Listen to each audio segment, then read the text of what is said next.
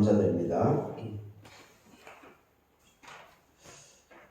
오늘 말씀은 구약은 이사야서 32장 9절로 18절, 서신서는 사도행전 1장 12절로 26절, 복음서는 요한 16장 16절로 24절까지입니다.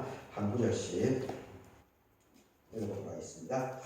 너희 안일한 여자들아, 일어나서 내 목소리를 들을지어다. 너희 염려 없는 딸들아, 내 말에 귀를 기울일지어다. 너희 염려 없는 여자들아, 1년까지 지나면 너희가 당황하리니 포도 수확이 없으며 열매 거두는 일이 이르지 않을 것입니다. 너희 안일한 여자들아, 떨지어다. 너희 염려 없는 자들아, 당황할지어다. 옷을 벗어 몸을 드러내고 굵은 배로 허리를 동일지어다. 그들은 저울밭으로 인하여 열매 많은 포도나무로 인하여 가슴을 치게 될 것입니다. 내 백성의 땅에 가시와 찔레가 나며 희락의 성읍의 모든 즐거운 집에 나며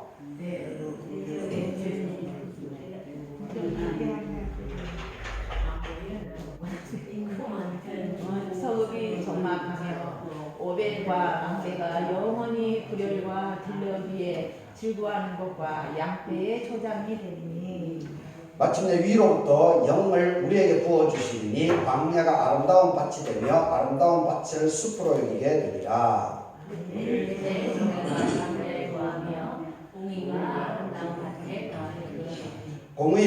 공의의 열매는 화평이고 공의의 결과는 영원한 평안과 안전이다. 내 백성이 화평한 길과 영원한 거처와 조용히 쉬는 곳에 있으려니와. 아멘. 사도행전입니다. 제자들이 감람원이라 하는 산으로부터 예루살렘에 돌아오니 이 산은 예루살렘에서 가까워 안식일에 가기 알맞은 길이다. 들어가 그리와는 바람방울이 베드로 요한이고 안드레와 빌리 도마와 바르로네 마테와 및 알페오의 야고 셀로니 시몬 야고의 아들 유다가 다 거기 있어.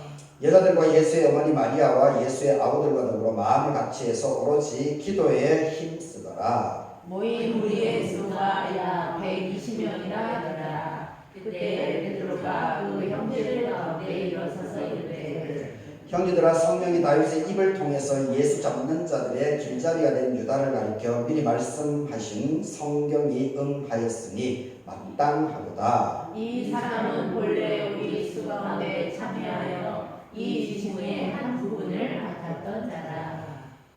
이 사람이 불의의 삭스로 밭을 사고 후에 몸이 곤두박질하여 배가 터져서 창자가 다 흘러나온지라. 이 예루살렘에 사는 모든 사람에게 알게 되어 그 방에 그 밭을 악에 당하니 이는 피밭이라는 뜻이야. 시편에 기록되었을 때 그의 거처를 황폐하게 하시고 거기 거하는 자가 없게 하소서 하였고 또 일렀을 때 그의 직분을 타인에게 취하게 하소서 하였도다. 이러함으로 요한의 세례부터 우리 가운데서 올려주신 날까지 주 예수께서 우리 가운데 출입하실 때에 항상 우리와 함께 다니던 사람 중에 하나를 세워서 우리와 더불어 예수께서 부활하심을 증언할 사람이 되게 하여야 하리라 하거늘. 그들이 두 사람을 세우니 하나는 바사바라고도 하고 별명은 유스라고 하는 요셉이요 하나는 마띠아라. 그들이 기도하여 이르되 뭇사람의 마음을 아시는 주여, 이 두 사람 중에 누가 주께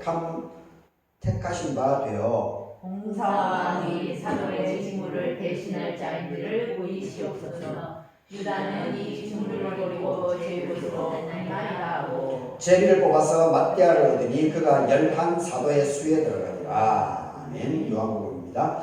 조금 있으면 너희가 나를 보지 못하겠고 또 조금 있으면 나를 보리라 하시니 제자 중에서 어떤 이들은 서로 말하되 우리에게 말씀하신 바 조금 있으면 나를 보지 못하겠고 또 조금 있으면 나를 보리라 하시며 또 내가 아버지께로 감이라 하신 말씀이 무슨 말씀이냐 하고 또 말하되 조금 있으면이라 한 말이 무슨 말씀이냐, 무엇을 말씀하시는지 알지 못하노라 하거늘. 예수께서 그 묻고 싶어 하시는 것 가지고 이르시되 내가 말하기를 조금 있으면 나를 보지 못하겠고 또 조금 있으면 나를 나를 보리라 하는 말을 서로 문의하느냐. 내가 진실로 진실로 너희에게 이르노니 너희는 곡을 하며 애통하겠으나 세상은 기뻐할 것이고 너희는 근심하겠으나 너희 근심이 도리어 기쁨이 되리라. 여자가 이상하게 되면 그때가 이르렀으므로 근심하나 아이를 낳으면 세상에 사랑하는 기쁨으로 말미암아 그 누구를 다시 기억하지 아니하느니라. 그러므로 너희도 지금은 근심하지만 내가 다시 너희를 보리니 너희 마음이 기쁠 것이고 너희 기쁨을 빼앗을 자가 없느니라. 그날에 너희가 아무것도 내게 묻지 아니하리라. 내가 진실로 진실로 너희에게 이르노니 너희가 무엇이든지 아버지께 구하는 것을 내 이름으로 주시리라. 함께 읽겠습니다. 지금까지는 너희가 내 이름으로 아무것도 구하지 아니하였으나 구하라. 그리하면 받으리니 너희 기쁨이 충만하리라. 아멘.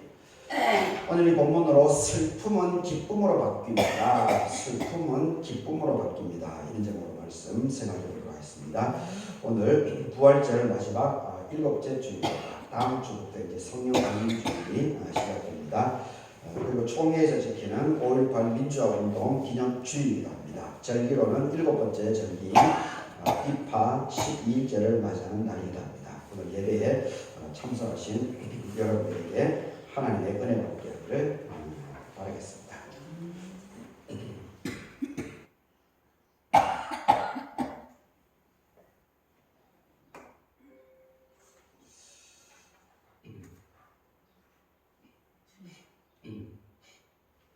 오늘 새 본문은 시대적인 배경, 상황은 좀 다 다릅니다. 물론 당연하죠.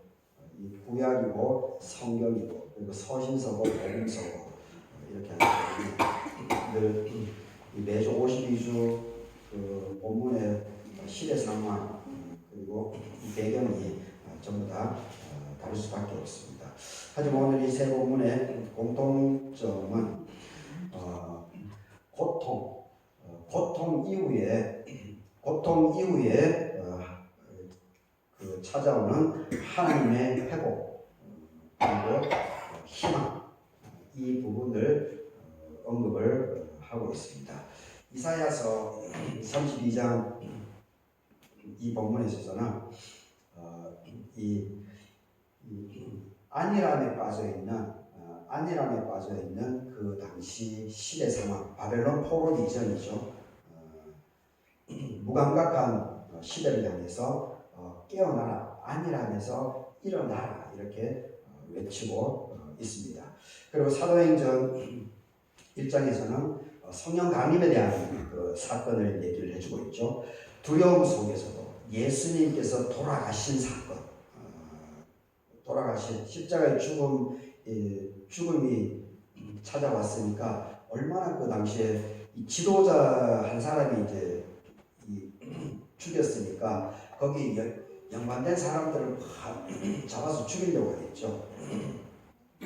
박정희 전두환 시절에 이승만 때도 그렇고 박정희 전두환 시절에 간첩 조작 사건이 얼마나 비일비재하게 일어났습니까? 지금도 윤석열 시절까지도 그랬죠. 윤석열 시절까지도 이명박 시절에는 또 무슨 사건이 있었습니까? 북한에서 남쪽으로 온 그분이 공무원이 되지 않았습니까? 근데 그 사람을 또 간첩죄 혐의를 뒤집어 씌웠죠. 근데 그것이 이제 재판을 통해서 그것이 잘못되었다는 것이 밝혀졌죠. 이명박 시절에도 그랬습니다. 윤석열 시절에는 아직 뭐 대장동 사건이 완전히 해결된 것은 아니지만 법적으로 근데 뭐 아는 사람은 다 알고 있죠 이제. 그것이 오히려 실질적으로는 윤석열의 책임이 더 크다라고 하는 것이 지금은 거의 밝혀지고 있습니다. 여튼 이 한 지도자가 죽게 되면은 거기에 연관되어 가지고 이 그 반대쪽의 세력들을 죽이기 위해 가지고 그 연관된 사람들 다 죄를 뒤집어 씌워 가지고 이게 죽이려고 하는 그런 분위기는 예나 지금이나 동일 패턴으로 계속해서 반복되고 있는 것을 보게 됩니다. 그게 바로 사탄의 세력입니다. 죽음의 세력입니다. 우리가 그런 것들을 제대로 이렇게 이해를 하고 성경 하나님의 말씀을 그런 방향으로 우리가 좀 초점을 맞추어서 적용 해석할 필요가 있습니다. 이런 것들이 이제 사회학적인 해석이라고 얘기를 하고 있는데 우리 한국 기독교뿐만 아니고 여튼 이 종교가 기득권을 지금 한국 기독교도 기득권을 갖고 있죠. 기득권을 뭐든지 이제 기득권을 갖게 되면 중세 카톨릭도 그것이 타락을 합니다. 부패를 합니다. 왜 그렇습니까? 돈이 들어오기 때문에 그렇습니다. 돈이 들어오고 그리고 편안해지기 때문에 거기서 정신이 썩어 들어갑니다. 그러면서 이 타락, 부패 현상. 결국은 이 이사야서 이 32장 너무나 이 안일하게 외형적으로 보니까 뭐 편안하고 재밌고 그렇게 하니까 근데 속은 썩어 들어가죠. 그러니까 결국은 정신이 무너지게 되니까 결국 무슨 일이 벌어집니까? 바벨론이 이 이스라엘 남유다를 침략해서 70년 동안이나 식민지 생활을 하게 되지 않습니까? 여튼 이 사도행전은 두려움 속에서도 공동체가 함께 기도하면서 새로운 길을 준비하는 참 아름다운 그래서 초대 교회가 만들어지게 되는 그 아름다운 모습을 보여줍니다. 요한복음은 슬픔이 기쁨으로 바뀔 것이다 라고 하는 예수님의 약속을 들려주고 있습니다. 그래서 오늘 새 본문을 통해서 오늘 우리는 눈물 가운데 있어서도 슬픔 가운데 있어서도 하나님은 새로운 역사를 준비해 나가고 있으며 그리고 그 결실들을 하나님께서는 벌써 이미 만들어가고 있다라고 하는 것을 우리가 잘 새길 수 있기를 바라겠습니다. 오늘 대표기도 이경수사가 대표기를 했는데 참 이 교회의 현실이라고 하는 것이 우리가 자꾸 이 교회가 숫자가 많아지면 사람들이 즐겁겠죠. 숫자가. 그리고 분위기가 으쌰으쌰한 분위기가 있으면 얼마나 감사하겠습니까. 근데 점점 숫자가 점점 좀 줄어들어가고 그리고 또 최순환 권사님 지금 최근에 이렇게 거동이 불편하고 이렇게 하니까 참 마음이 무겁죠. 마음이 교회에 이제 한 사람 한 사람이 빈자리가 생긴 이 자체가 일단 목사인 저에게는 아주 크게 다가옵니다. 하여튼 이런 부분들이 우리가 이 눈물 가운데서도 하나님 새로운 역사를 이미 준비하고 있다. 상황은 이렇게 되지만 그럼에도 불구하고 새로운 희망, 소망은 계속해서 우리가 발견할 수 있는 그런 눈이 있으면 참 좋을 것 같습니다. 제가 오늘 이제 주보를 만들면서 늘 한 주에 있었던 사진 그리고 한 주에 있었던 것들을 주보 첨면에 정리를 하고 있는데 지난주에 교회 연합학교에서 봄소풍을 교령산성으로 다녀왔다고 합니다. 그래서 그 사진 담당하고 있는 일대교회 이제 조장군의 딸이 예원이가 저에게 이제 사진하고 영상을 몇 개 보내줬습니다. 그래서 너무 감사하더라고요. 그래서 신영원 집사님이 이제 그 봄나들이를 가면서 공동 식사 때 저는 이제 처음 들었습니다. 그래서 보니까 1월 25일부터 교회 연합교회 학교가 시작되는데 그때 첫 모임에 제가 일부러 갔죠. 일부러 4개 교회 연합해서 5분의 선생님들이 하고 있는 우리 지역 IMA 기독교 연합회에서 아주 중요한 역사적인 흔적이 있기 때문에 일부러 갔었는데 그때 10명이 모였습니다. 10명 선생님들 빼고 10명 학생들이 10명이었는데 근데 지난주 신영옥 집사님 얘기로는 18명이 되었다 그러더라고요. 18명. 10명에서 벌써 2월, 3월, 4월, 지금 5월 4개월이 지났는데 8명의 이 초등학생들이 지금 이렇게 늘어나게 되었습니다. 그래서 저는 그것을 보면서 어떤 생각이 드냐면 이 앞에서 일하는 사람들 연합교회학교에 있어서는 5명의 선생님들이죠. 선생님들. 앞에서 일하는 사람들의 열정, 열심. 그리고 이 앞에서 일하는 사람들의 의기투합, 마음이 맞는 거, 호흡이 맞는 거. 바로 이 두 가지가 있기 때문에 하나님의 역사가 일어나는 것이 아닌가. 저는 그렇게 생각합니다. 뭐든지 숫자가 많고 적고가 중요한 것이 아니고 그 공동체를 구성하고 있는 한 사람 한 사람들의 열정이 참 중요합니다. 한 사람 한 사람들의 열정. 자기가 해야 될 일을 자기 스스로 하는 그 자체. 이것이 열정입니다. 자꾸 남 얘기하고 뭐 상황 핑계대고 이런 것이 아니고 그냥 공동체 안에서 내가 해야 될 일, 나에게 주어진 역할, 이것을 그냥 묵묵하게 해나가는 그 열정. 이 열정, 자기가 자기 자리를 잘 지켜나가는 것. 그리고 또 한 가지가 공동체 구성원들 서로 간에 마음이 맞는 것. 마음을 맞추어내는 것. 이 두 가지가 결합이 되게 되면 하나님의 놀라운 역사는 끊임없이 계속적으로 지속 가능하다라고 하는 것을 우리가 다시 한번 생각할 수 있으면 좋겠습니다. 이 눈물 가운데서도 하나님은 새로운 역사를 준비해 나가고 있음을 우리가 잘 지금 현재 여기서 이 하나님께서 함께 하시고 성령으로 임재해 주셔서 우리 마음을 어루만져 주고 있다라고 하는 것을 우리가 반드시 기억할 수 있기를 바라겠습니다. 사람은 이 마음이 평안할 때 깊은 잠을 청할 수가 있습니다. 문제가 없어 보이고 내 삶만 괜찮으면은 세상의 아픔을 외면합니다. 자기가 잘났다라고 생각합니다. 오늘 이사야 본문에서 하나님은 이 구절을 보게 되면은 너희 안일한 여자들아 일어나서 내 목소리를 들을지어다. 너희 염려 없는 딸들아 내 말에 귀를 기울일지어다. 이렇게 얘기를 하고 있습니다. 이거는 그냥 여기 여자라고 적혀있기 때문에 문자적으로 여자라고 얘기를 하면 안 되죠. 여성을 비하하는 거기 때문에 그렇게 이해하면 안 되고 이 어리석은 자로 이렇게 안일하게 살아가는 자. 이 상황 주변의 겉모습만 보고 거기에 빠져서 지금 곧 있으면 바벨론이 득세해가지고 지금 남유다 내부는 썩어 부패에 들어가고 있고 그리고 지도자들은 자기 욕심 권력을 자기 사유하고 윤석열처럼 그렇게 쓰고 있는 그런 시대 상황입니다. 그래서 좀 있으면 바벨론이 침략해 들어오는데 이런 것은 모르는 겁니다. 지금 우리 시대도 그렇습니다. 지금 이 시간 지금 전 세계는 인공지능에 의해 가지고 엄청난 속도로 지금 인공지능이 보통 속도가 아닙니다. 이제 지식 부분은 인공지능을 사람이 따라갈 수가 없습니다.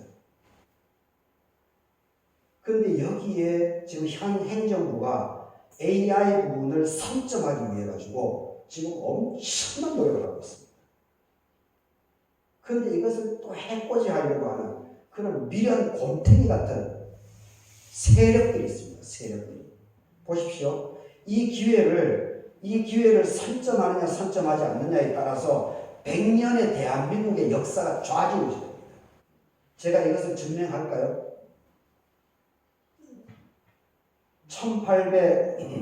1860년 어간에 정조 시절, 영종조 시절이 조선 후기 멸망해 나가던 조선 후기가 그나마 조금 일떠 세운 그런 시점이죠. 근데 정조의 이 개혁을 서인 세력들이 계속 거들렸죠. 거기에 이제 제 고향인 안동의 이 외척 세력들이 거기에 엄청나게 결합되어 있습니다. 서인 세력이. 참 안타까운 건데 그렇게 하다 보니까 정조의 개혁이 결국 실패하죠. 정조가 암살당했다는 이야기하고 그냥 일반적으로 죽었다고 하는 그 부분이 아직까지도 역사학자들이 해결을 못했습니다. 팽팽하게 논쟁이 되고 있습니다. 많은 사람들은 저는 개인적으로 정조가 암살당했다 그런 생각을 하고 있는데 하여튼 팽팽한 그 논쟁 지점입니다. 그 정조의 개혁이 실패하고 나니까 그러면서 정약용이나 그리고 이 사람들이 어떻게 됩니까? 어떻게 정치적인 탄압을 받죠? 기독교입니다. 기독교 신도 박해 사건. 이것이 종교 탄압으로만 보면 안 됩니다. 종교 탄압으로 포장이 된 정치적인 박해 사건입니다. 정치적인. 정조의 그 개혁세력, 정약용이라든지 이런 신학운동의 이 사람들을 싹쓸이 한 겁니다. 그러면서 이 개혁자들을 다 죽이고 서인 세력들이 주도해 나가는. 그래서 결국은 일제 식민지로 쭉 빠져버리지 않습니까? 서인의 영수가 최고 지도 책임자가 이완용입니다. 이완용. 그걸 알아야 됩니다. 그런데 일본은 어떻게 됩니까? 메이지 유신이 나죠. 메이지 유신의 정신적인 이 기반을 깐 사람이 그 유명한 안중근에 의해서 총살을 당해서 죽은 이토 히로부입니다. 이토 히로부는 보통 사람이 아닙니다. 대단한 사람입니다. 그런데 우리 대한민국 입장에서는 우리를 식민지로 만들었기 때문에 죽인 겁니다. 그래서 안중근이 이토 히로부를 죽인 거죠. 잘한 거죠. 우리 대한민국 입장에서는. 그런데 일본의 입장에서 이토 히로부는 보통이 아닙니다. 임진왜란의 도요토미 히데요시하고 비슷한 사람입니다. 도요토미 히데요시는 실패했죠. 1592년도에.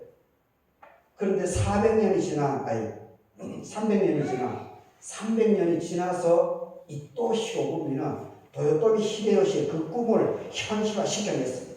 물론 이제 2차 세계대전에서 미국을 건드렸다가 그냥 지금 폭망했지.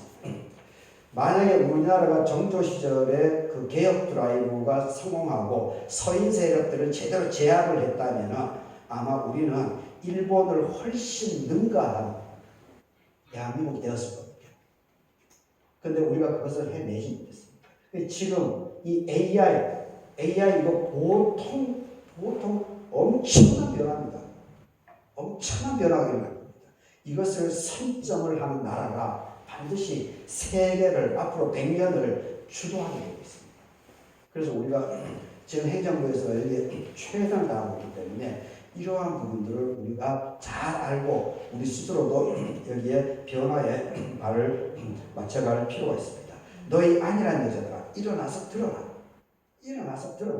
지금 이 전 세계가 AI 때문에 얼마나 이 똑똑한 사람들, 돈 있는 사람들, 기업가들 이걸 선점하려고 지금 발버둥 치고 있습니다.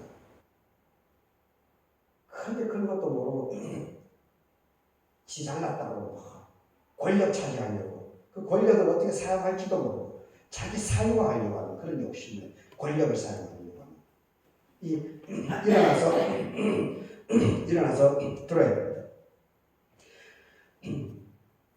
당시 사람들은 나라가 흔들리고 있는데도 현실의 위기를 제대로 느끼지 못하고 있습니다. 겉보기에는 평안해 보였지만 실제로는 의로 법이 무너지고 있었습니다. 그리고 공동체는 황폐해지고 있었습니다. 그래서 하나님께서는 14절에서 말씀을 하십니다. 어느 정도까지인지.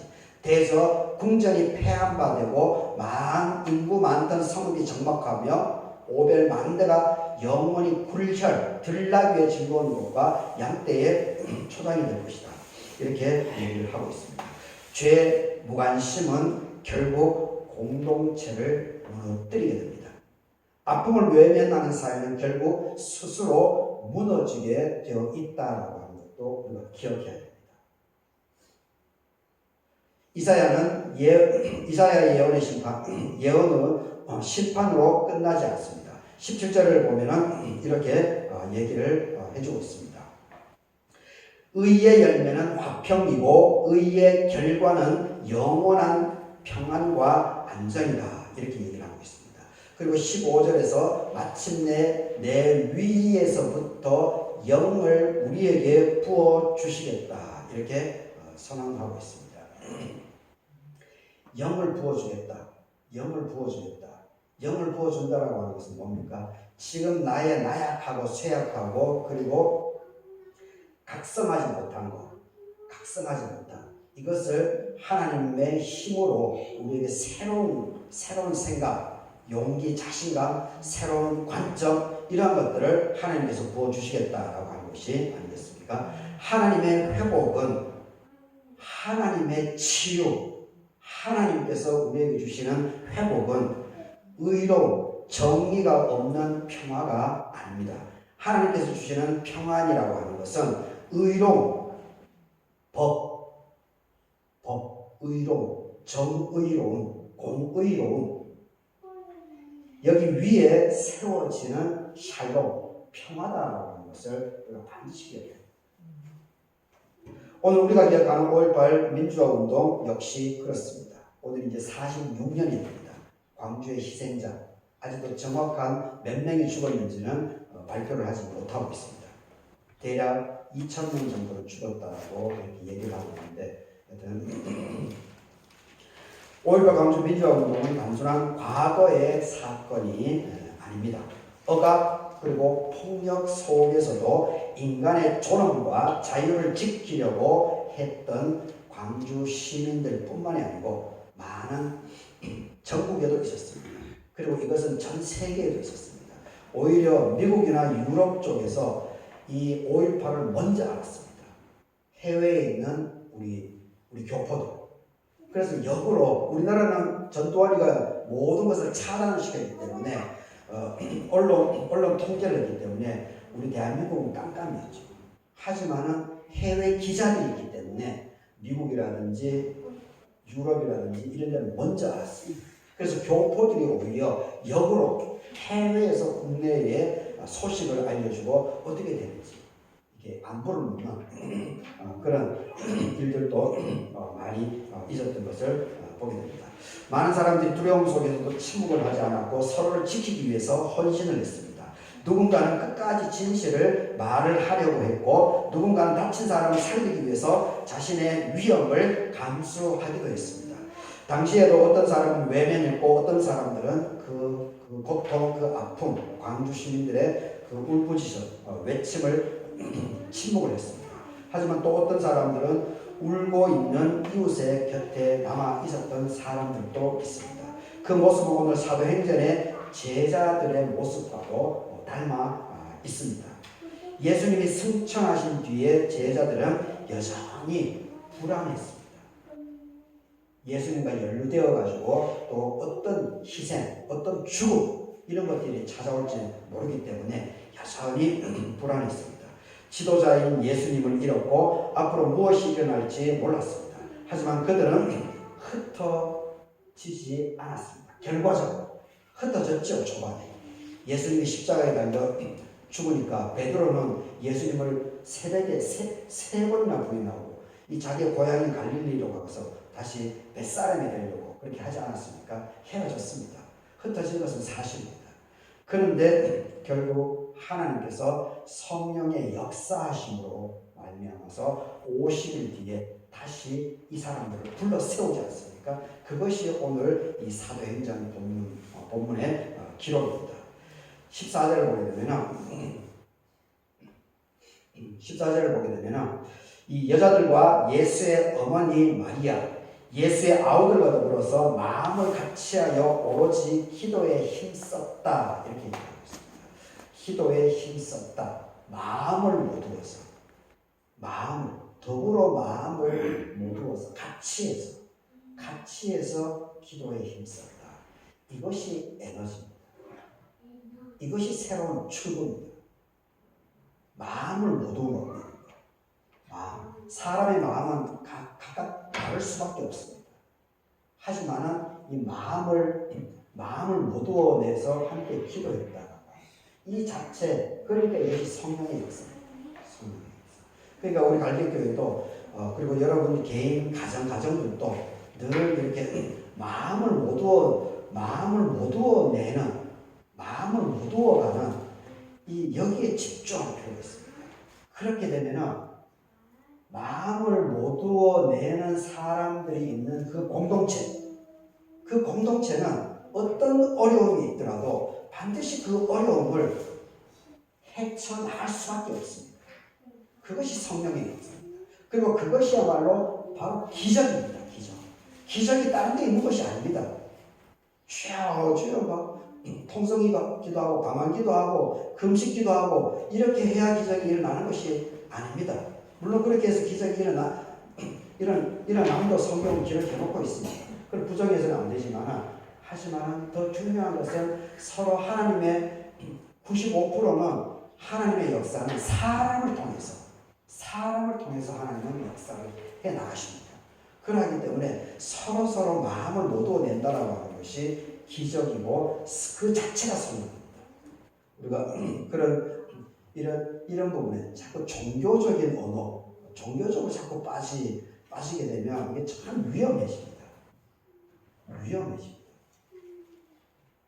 쉽게 허물어집니다. 참 이 종교 영역으로 너무 이 실사구시의 정신을 우리가 늘 견지하는 것이 건강한 믿음을 잘 유지하는 그리고 승리해 나가는 길인 줄로 믿습니다. 여기 이 초대 120명이라고 그러죠. 그들은 함께 모였습니다. 그리고 함께 기다렸습니다. 그리고 함께 기도를 했습니다. 그리고 공동체는 무너진 자리를 비워두지 않았습니다. 가룟 유다가 떠난 자리를 대신할 일을 세우고 다시 공동체를 정비를 하고 있는 것을 오늘 기록해 놓고 있습니다. 그래서 결국 마띠아가 가룟 유다를 대신해서 하나님께서 이 사람들 모임 자체에서 해결하죠. 그런데 우리는 신앙 고백으로 하나님께서 선택해 주셨다. 이렇게 신앙을 고백할 뿐입니다. 그런데 실제적으로는 사람들이 협력해서 마음을 못 두었기 때문에 마띠아가 선출되었다라고 하는 이 엄연한 이 현실도 우리는 반드시 기억해야 됩니다. 이 장면은 하나님 나라의 공동체가 어떤 모습인지를 보여주고 있습니다. 상처 실패가 있어도 포기하지 않고 다시 일어서는 공동체. 얼마나 아름답습니까? 상처와 고통, 슬픔, 괴로움 이게 없는 인생이 어디에 있겠습니까? 세상에 어느 누구도 없습니다. 그런데 그런 것들을 보듬어 안고 거기서 좌절하는 것이 아니고 보듬어 안고 다시 평가하면서 거기서 새롭게 한 발자국을 늦지만은 다시 걸어 나가는 그 자체, 이것이 하나님의 역사입니다. 이것이 성령의 역사인 겁니다. 5.18의 역사 속에서도 우리는 이런 모습을 봅니다. 절망 속에서도 서로를 살리려 했던 사람들이 있죠. 두려움 속에서도 끝까지 함께하려 했던 사람들이 있습니다. 교회 역시 그러한 모습을 온전히 따라 배워야 됩니다.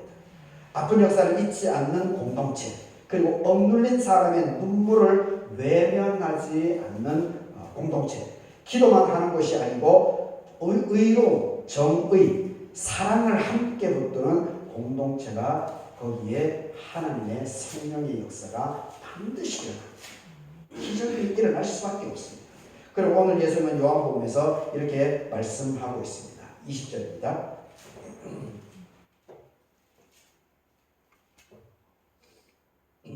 보게 되면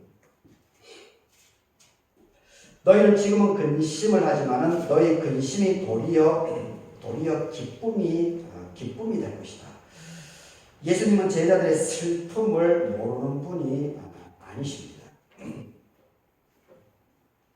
곧 십자가를 앞두고 있었기 때문에 그렇습니다.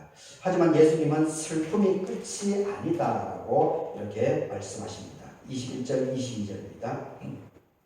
여자가 해산하게 되면 그때에 이르렀으므로 근심을 하지만은 아이를 낳으면 세상에 사람 낳은 기쁨으로 말미암아서 고통을 다시 기억하지 않을 것이다. 해산의 고통이라고 하는 것은 생명을 낳는 고통이죠. 하나님은 눈물을 통해서 새로운 역사를 이루어 가십니다. 십자가 이후에 부활이 있었고 절망 이후에 성령의 역사가 시작되었다는 것을 우리는 알고 있습니다. 억압의 시대 속에서도 사람들은 결국 자유와 진실을 향해서 두벅두벅 늦지만은 걸어갔습니다.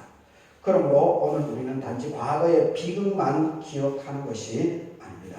그 고통 속에서도 역사하셨던 하나님의 함께하심, 이것도 기억해야 될 줄 믿습니다. 사랑하는 교회 여러분, 오늘 말씀은 우리에게 묻습니다. 우리는 이 시대의 아픔 앞에서 이것을 우리가 제대로 잘 알고 있는가? 이 시대의 흐름, 이것을 얼마나 우리는 관심을 가지고 우리가 깨어 있는가? 우리는 두려움 속에서 함께 기도하는 공동체인가? 우리 갈개교회인가? 여러분 가정들인가? 우리는 슬픔 속에서도 하나님의 회복을 얼마나 믿고 있는가? 정말로 하나님의 임재하신 임마누엘을 우리 일상의 삶 속에서 얼마나 믿으면서 의지하면서 살아가고 있는가? 하나님은 지금도 무너진 자리 가운데 새로운 일을 이루어가고 계십니다. 눈물의 시간을 기쁨으로 바꾸시는 것이 바로 하나님이십니다. 정의가 없는 평화가 아니고 의와 사랑 위에서 세워진 참된 평화를 우리에게 허락하시는 것이 바로 하나님이십니다. 그렇기 때문에 오늘 우리는 기억을 해야 됩니다. 그리고 동시에 희망을 가질 필요가 있습니다. 왜냐하면 하나님은 죽음을 생명으로 그리고 슬픔을 기쁨으로 바꾸시는 분이기 때문에 그렇습니다. 다 같이 이 말씀으로 한 주간도 평안하고 믿음 안에서 승리해 나갈 수 있기를 바라겠습니다. 다 같이 기도하도록 하겠습니다. 자비로우신 하나님, 오늘 우리가 말씀 앞에 서게 하시니 감사합니다. 슬픔과 아픔의 역사를 잊지 않게 하시고 억울하게 눈물 흘린 이들의 고통을 외면하지 않는 믿음을 허락하여 주시옵소서. 우리 사회 가운데 정의와 진실이 바로 서게 하시고 미움과 폭력이 아니고 사랑과 화해의 길로 나아가게 하옵소서. 두려움 속에서도 함께 기도했던 초대교회처럼 우리 교회도 서로를 붙들어주는 공동체가 되게 하시고 절망 속에서도 부활의 희망을 전하게 하옵소서. 주님께서 말씀하신 것처럼 우리의 슬픔이 기쁨으로 변화되게 하시고 눈물의 자리에서도 하나님의 새로운 일을 보게 하여 주시옵소서. 아멘. 예수 그리스도의 이름으로 기도드립니다. 아멘. 아멘.